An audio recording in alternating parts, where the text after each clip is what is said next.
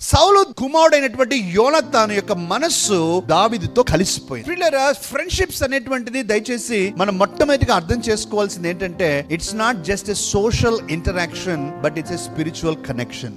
It's a spiritual connect. A person నీ జీవితంలో ఒక వ్యక్తి ఒక స్నేహితుడిగా ఉన్నాడు అని అంటే, ఏదో నువ్వు కోరుకున్నావు కాబట్టి, అతని స్వభావం నీకు నచ్చింది కాబట్టి, లేక అతనికి నువ్వు నచ్చావు కాబట్టి మీరిద్దరు ఒక స్నేహితులుగా ఉన్నారు అని అనుకోవటం కొంచెం అవగాహన రాహిత్యమే ప్రియులారా. నీ జీవితంలో పలానా స్నేహితుడు పలానా స్నేహితురాలు ఉన్నారు అని అంటే దాని అర్థం ఏంటంటే, దేవుడు ఒక ఉద్దేశంతో నీ జీవితంలోకి తీసుకుని వచ్చాడు, ఒక ఉద్దేశంతో తీసుకుని వచ్చాడు. నీడ్లెస్ టు సే, ఈ ఫ్రెండ్షిప్ అనేది ప్రియులారా ఓన్లీ కేవలం మన స్కూల్స్ లోనో కాలేజెస్ లోనో కొలీగ్స్ గా మన ఉద్యోగాల్లో ఉండిన వాళ్ళనే కాదు ప్రియులారా. ఆ కాన్సెప్ట్ కూడా మనం ఇవ్వాలి. Your wife, your husband is your friend. They are friends for your life time. లేకపోతే నీ యొక్క కుమారులు, నీ కుమార్తెలు, వారికి కుమారులు కుమార్తెలని పేరున్నా కూడా they are your friends also.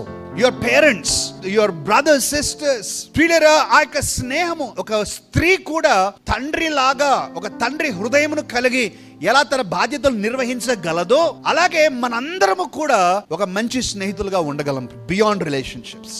Number one, you have to understand it's a spiritual destiny. నీ జీవితంలో ఒక వ్యక్తి ఉన్నాడు అని అంటే, ఒక వ్యక్తి ఉన్నది అని అంటే దేవుడు ఏర్పాటు చేశాడు. ఆన్ అన్ యావరేజ్ ప్రియులారా, రీసెర్చ్ చెప్పేది ఏంటంటే, ఒక వ్యక్తికి దగ్గరగా అంటే మరీ క్లోజ్ అని కాదు కానీ, ఒక రిలేషన్షిప్స్లో మంచి రిలేషన్షిప్స్ ఉన్న వాళ్ళు కనీసం 20 మంది ఉంటారట ఒక్కొక్క వ్యక్తికి.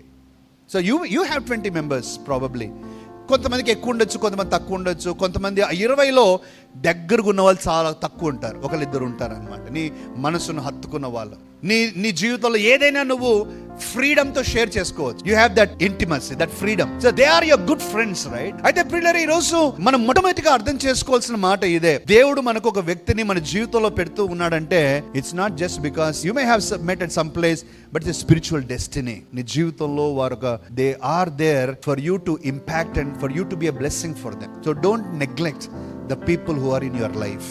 నువ్వు పలానా కొలీగ్స్తో ఉన్నావు, పలానా చోట నువ్వు ఆఫీస్లో పనిచేస్తా ఉన్నావు. ఇట్స్ నాట్ ఏదో యాదృచ్ఛికంగా జరగల. నిన్ను దేవుడు అక్కడ తీసుకెళ్లాడు అని అంటే నీ అవసరత అక్కడ ఉంది. ఒక వ్యక్తికి అవసరత ఉంది అక్కడ. ఆ వ్యక్తికి నీ యొక్క ఆదరణ అవసరం, లేక నీ ఎంకరేజ్మెంట్ అవసరం, నీ ప్రార్థన అవసరం, నీ కౌన్సిలింగ్ అవసరం. So let us always not look at anything, promotion కానీ, ట్రాన్స్ఫర్స్ కానీ, చేంజ్ ఆఫ్ ఆఫీస్ కానీ, చేంజ్ ఆఫ్ సిటీస్ కానీ ఏదైనా జరిగినప్పుడు నాకేదో నెగిటివ్ గా జరుగుతుంది అని ఆలోచించిన దానికంటే బదులుగా, దేవుడు నన్ను ఏదో ఉద్దేశంతో తీసుకెళ్తున్నాడు, అది ఏంటి అని మనం కనుక్కోవటం చాలు. ఆమేన్. Praise the lord.